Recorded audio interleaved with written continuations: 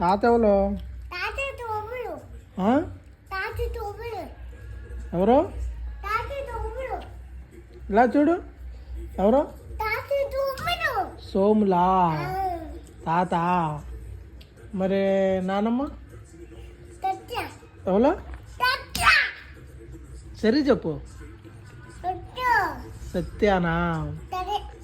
సరేనా? సత్యానా? ఎవరు సత్య? ఎవరు ఎవరు సత్య? ఎవరు ఎవర్రా? అదే ఎవరు సత్య అంటే ఎవరు? నానమ్మా? ఆ?